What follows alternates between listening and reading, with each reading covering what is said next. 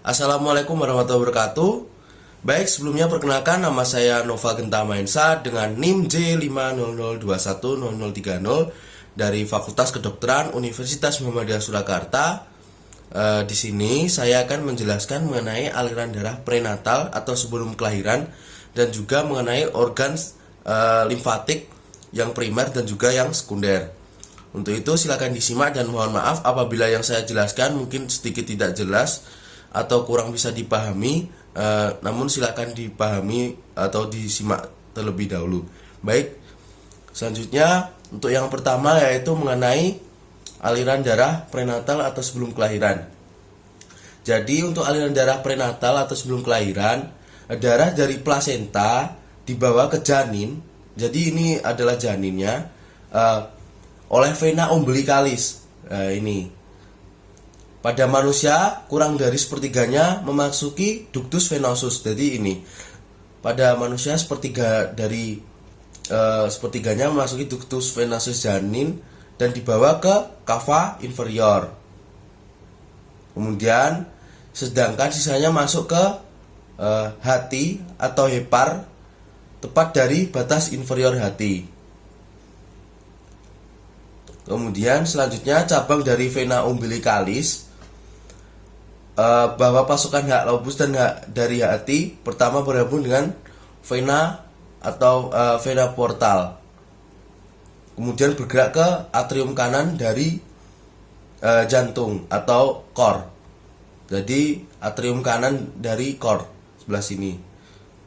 Pada janin ada lubang antara kanan dan kiri atau antara dextra dan sinistra atrium pada bagian sentral dari core yang disebut dengan foramen oval. Dan sebagian besar darah mengalir melalui lubang ini ke atrium sinistra dari atrium dextra sehingga melewati sirkulasi paru. Kelanjutan aliran darah ini ke ventrikel kiri atau ventrikel sinistra, dan dari sana dipompa melalui aorta ke dalam tubuh. Beberapa darah bergerak dari aorta melalui arteri iliaca interna, kemudian ke arteri umbilicalis. Ya, ini arteri umbilicalis. Terus kemudian ini umbilicalis arteris. Ya, kemudian selanjutnya masuk kembali ke plasenta, di mana karbon dioksida atau CO2 dan produk limbah lainnya dari janin diambil dan masuk sirkulasi ibu. Sebagian darah yang masuk ke atrium dextra tidak langsung mengalir ke atrium sinistra melalui foramen oval, tetapi masuk ke ventrikel dextra atau ventrikel kanan dan dipompa ke arteri pulmonalis pada janin. Ada hubungan kasus antara arteri pulmonalis dan aorta yang disebut dengan ductus arteriosus yang mengarahkan sebagian besar darah ini menjauhi dari paru-paru yang tidak digunakan untuk respirasi pada saat ini karena janin tersuspensi dalam ketuban atau cairan janin. Kemudian selanjutnya saya akan menjelaskan mengenai organon limfatik yang primer terlebih dahulu. Jadi untuk organon limfatik primer ini ada dua, yaitu ada timus dan medula osea. Yang pertama ada timus terlebih dahulu. Letak timus ada pada gambar seperti ini, atau letaknya pada bagian superior dari manubrium sterni. Kemudian batas-batas dari timus ini sendiri pada anteriornya berbatas dengan sternum sesuai yang sudah saya bilang. Posteriornya pada vertebrae. Kemudian dari sisi dextra atau kanannya berbatasan dengan cavitas pleura. Untuk sinistra atau kirinya berbatasan dengan cavitas pleura juga. Kemudian untuk yang superiornya dari timus berbatasan dengan apertura thoracica superior. Kemudian dari inferior berbatasan dengan diafragma. Kemudian untuk timus ini sendiri letaknya mohon maaf, untuk timus sendiri ini adanya hanya pada anak-anak. Kemudian saat dewasa, timus ini mengalami regresi. Saat menjadi seorang dewasa mengalami regresi menjadi jaringan lemak, seperti itu. Kemudian selanjutnya ada medula osea. Jadi ini gambar timus terlebih dahulu, mohon maaf. Ini gambar timus terlebih dahulu dan juga strukturnya. Kemudian ada medula osea atau sumsum tulang. Gambarnya seperti ini. Medula osea merupakan pabrik produksi dari sel-sel darah atau hematopoiesis dalam sistem limfatika. Medula osea adalah tempat pembentukan sel limfoid yang nantinya akan menjadi sel limfosit T dan limfosit B.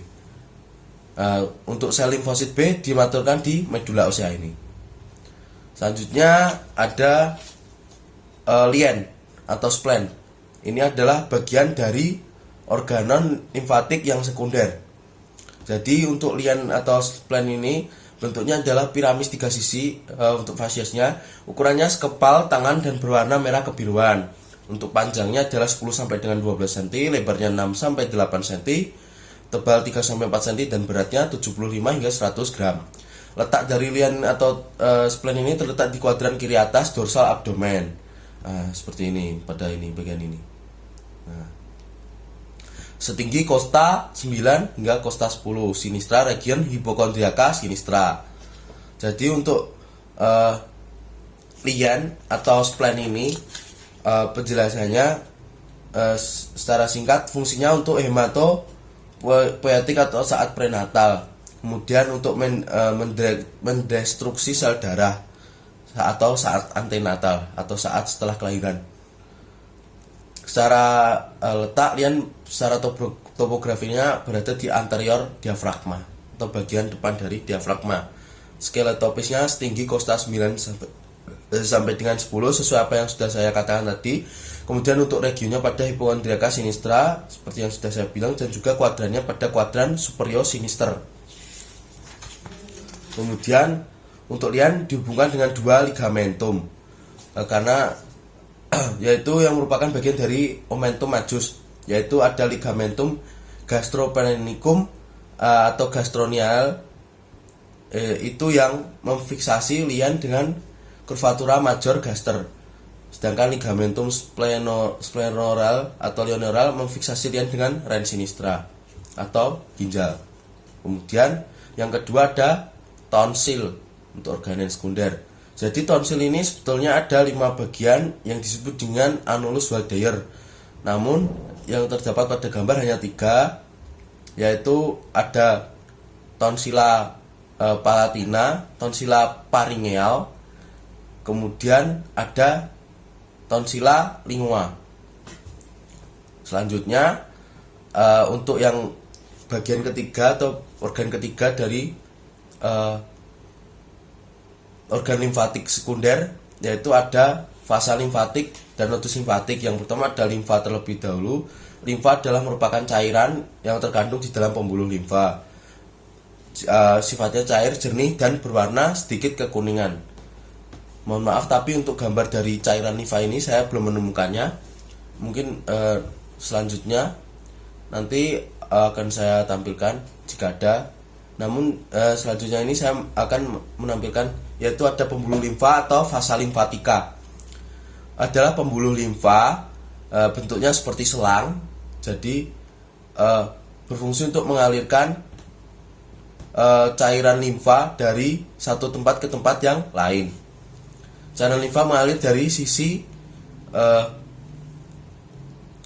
satu tempat ke tempat yang lain, dari distal ke proksimal, seperti itu.